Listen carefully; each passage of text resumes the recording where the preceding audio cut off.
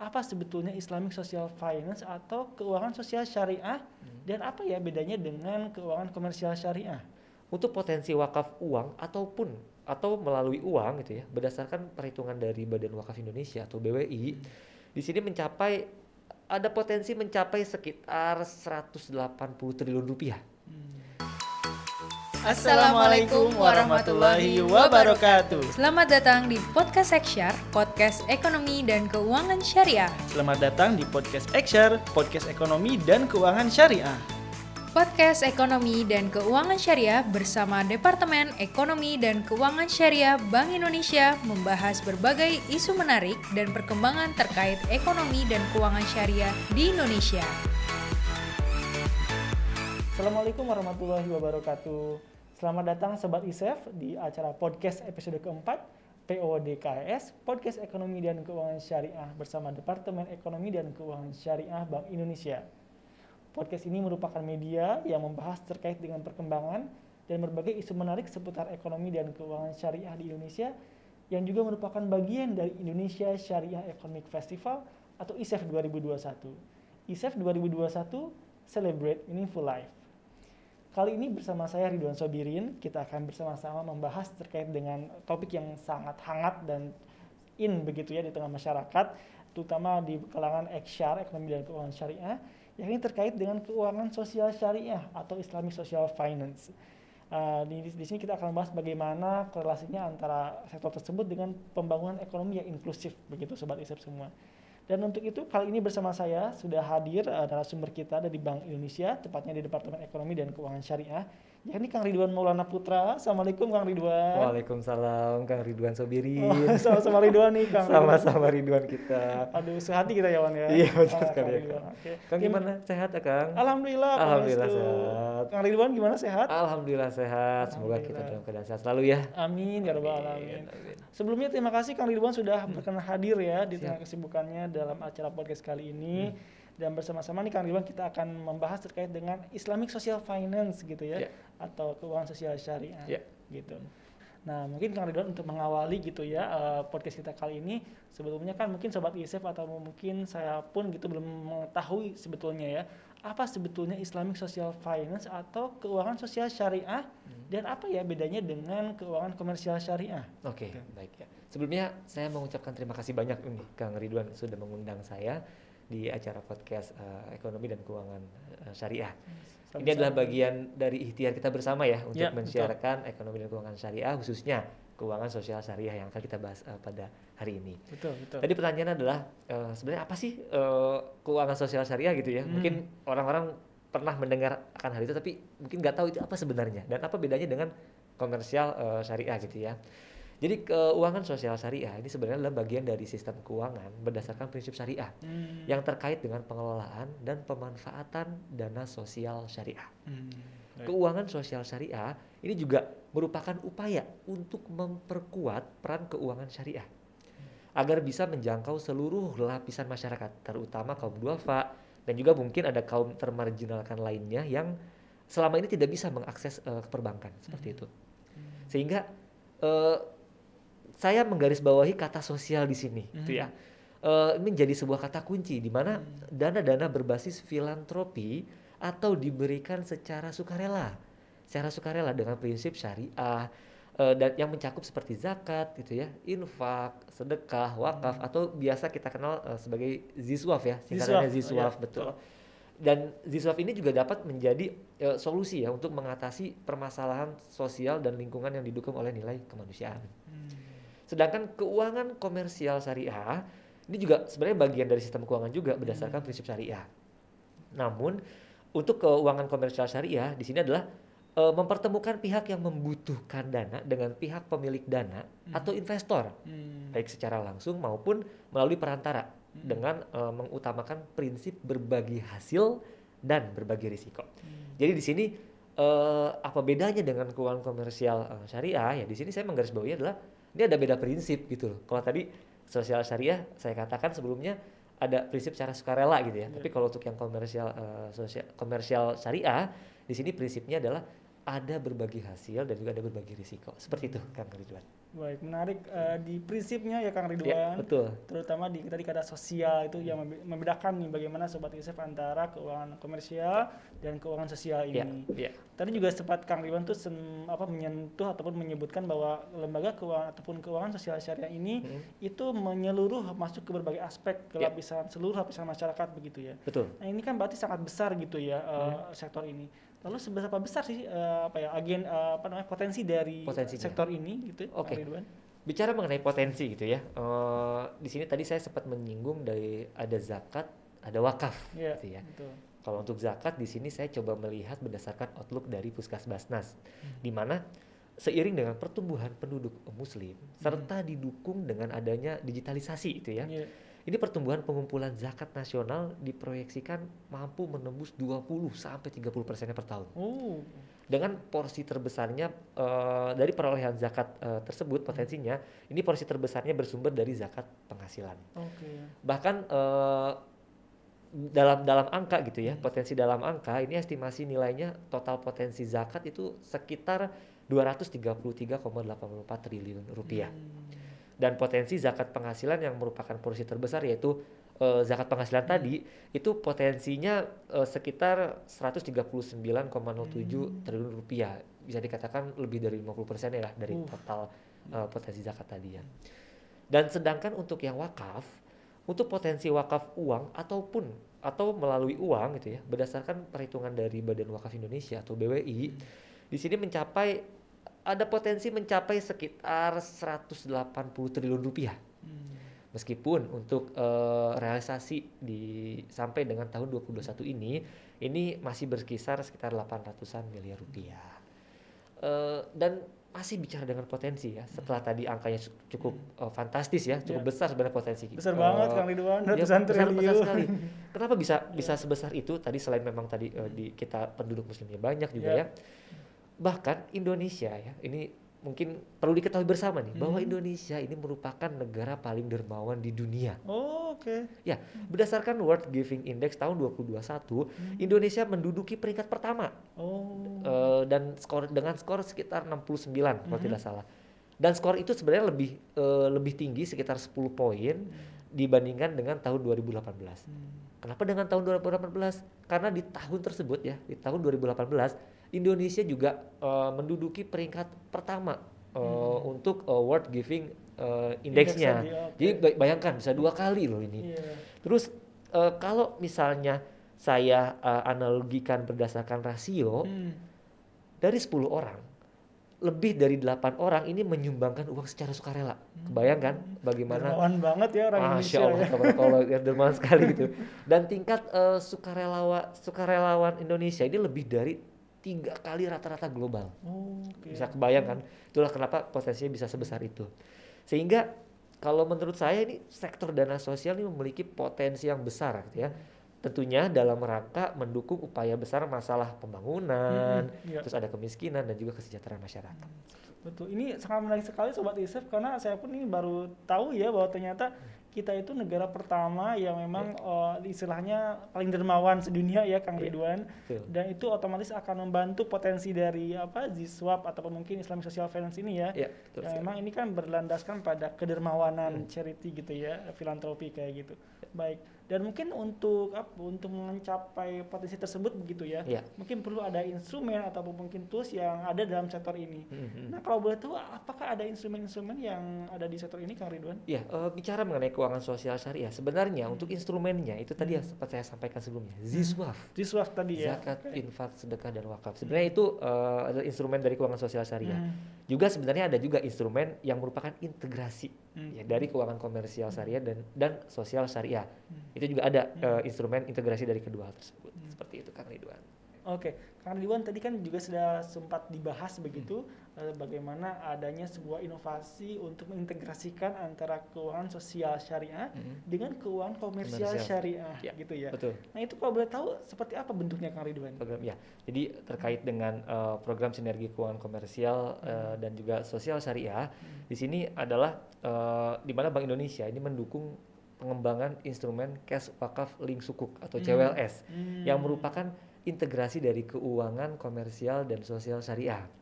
Di mana nanti penempatan dana wakaf tunai ya pada instrumen surat berharga syariah negara atau SBSN untuk mendukung program pembangunan sarana sosial oleh pemerintah.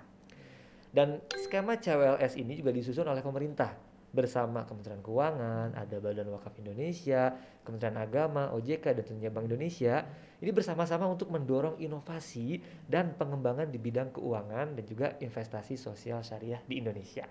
Jadi melalui CWLS tersebut, masyarakat tentu dapat berpartisipasi secara aktif ya dalam pengembangan fasilitas publik, pembangunan aset wakaf, dan program atau kegiatan sosial untuk kemanfaatan secara luas.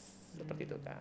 Iya. Menarik banget Kang Ridwan, karena tadi ya ternyata selain memadukan antara komersial dan sosial, itu juga setiap masyarakat bisa langsung ikutan CWLS tadi gitu ya.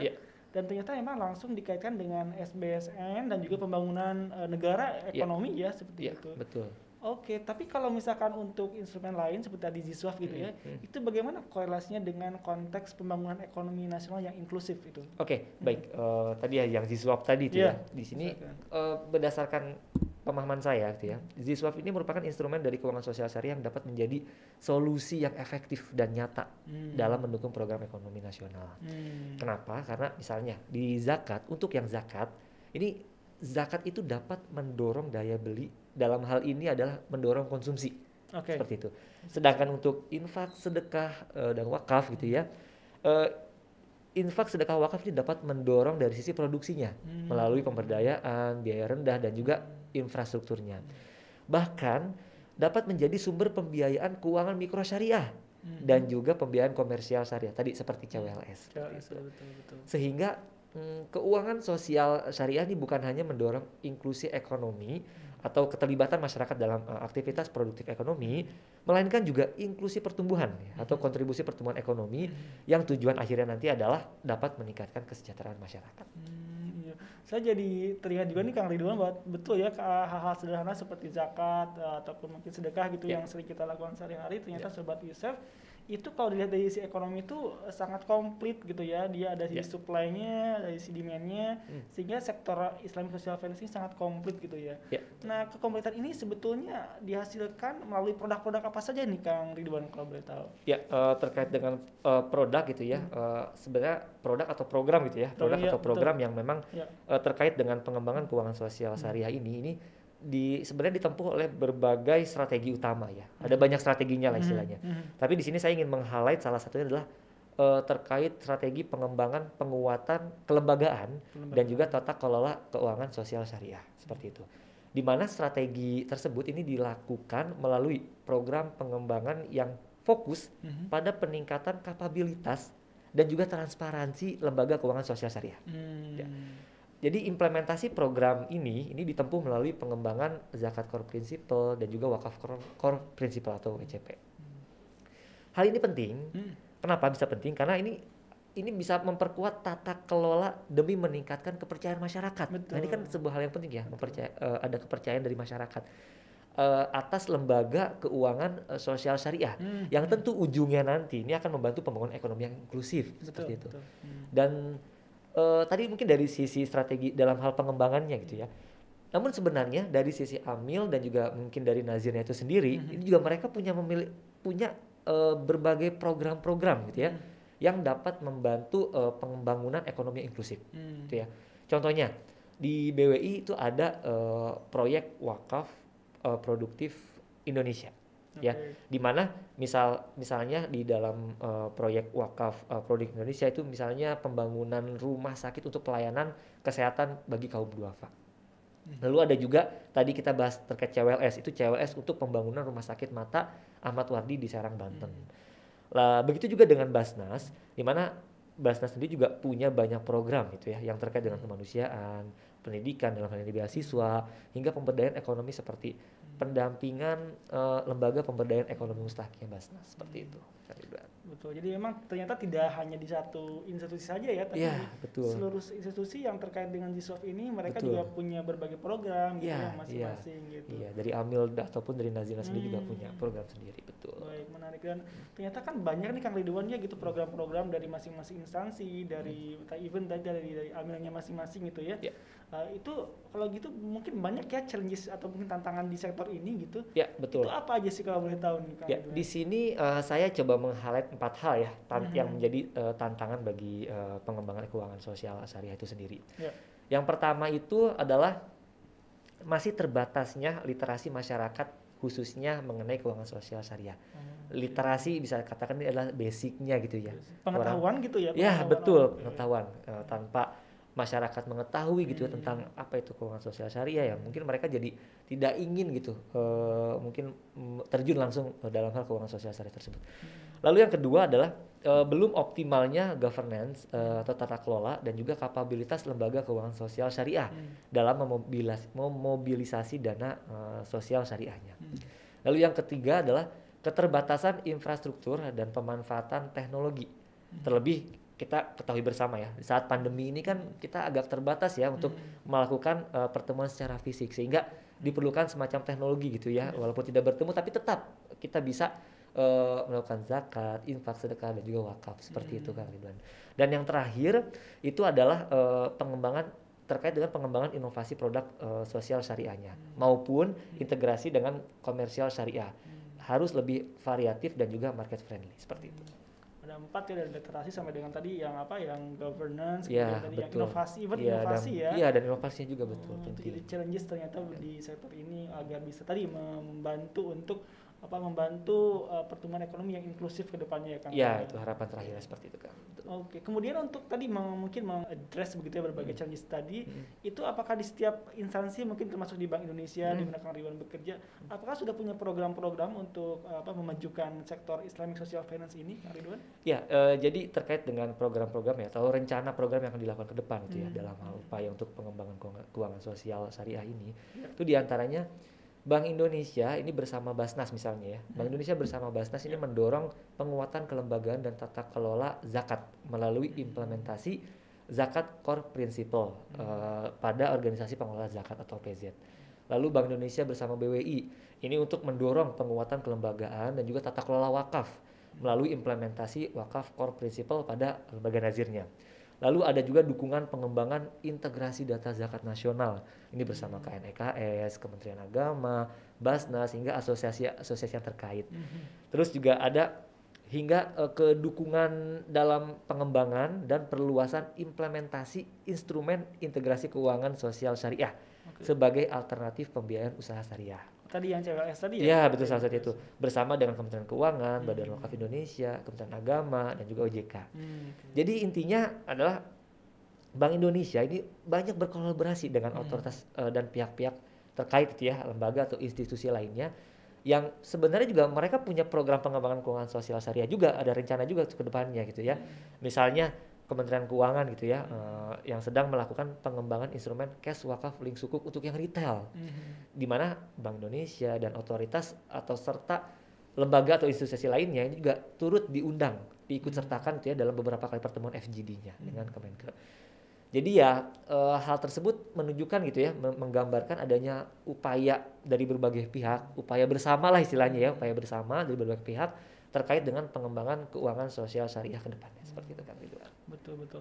Kalau saya tadi menangkap ya apa yang disampaikan Kang Ridwan itu memang perlu adanya kolaborasi dan juga sinergi antar lembaga ya Kang Ridwan. Berbagai programnya gitu disinergikan untuk tadi memajukan sektor ini guna mendukung pertumbuhan ekonomi yang lebih inklusif. Iya, betul sekali. Alhamdulillah. Jadi mungkin kurang lebih seperti itu Sobat ISEF, bahwa ternyata Islamic Social Finance atau keuangan sosial syariah ini sangat besar potensinya, apalagi tadi dengan hasil dari World Giving Index ya, betul. yang menempatkan Indonesia sebagai the first orang dermawan di iya, dunia betul. gitu Kang Ridwan. Paling pertama, betul. Paling dermawan. Iya, sehingga hal tersebut perlu kita dukung tadi disampaikan oleh Kang Ridwan, yaitu dengan sinergi dan juga kolaborasi dengan seluruh lembaga gitu Betul ya sekali, Kang. yang terkait tentunya. Dan sepertinya itu merupakan kesimpulan nih Kang Ridwan ya bahwa terkait dengan podcast episode kali ini. Sebelumnya mungkin terima kasih banyak nih Kang Ridwan sudah sharing ilmu bareng kita. Sama-sama Kang Ridwan. Ya, semoga ilmunya bermanfaat untuk kita semua ya, bagi saya, bagi Kang Ridwan, bagi teman-teman yang menonton juga ya. Amin tentunya. Terima kasih Kang Ridwan sudah hadir gitu ya. Alhamdulillah. Demikian Sobat ISEF podcast episode kali ini. Jangan lupa untuk terus menyaksikan podcast PODKS setiap hari Jumat pukul 4 sore bersama Departemen Ekonomi dan Keuangan Syariah Bank Indonesia. Jangan lupa juga untuk terus mengikuti berbagai media sosial ISEF Indonesia Syariah Economic Festival tahun 2021. Salam ISEF 2021. Celebrate Meaningful Life. Assalamualaikum warahmatullahi wabarakatuh. Podcast Ekonomi dan Keuangan Syariah. Podcast Ekonomi dan Keuangan Syariah. Demikian tadi podcast Ekonomi dan Keuangan Syariah episode kali ini. Nantikan episode podcast Ekonomi dan Keuangan Syariah selanjutnya bersama Departemen Ekonomi dan Keuangan Syariah Bank Indonesia.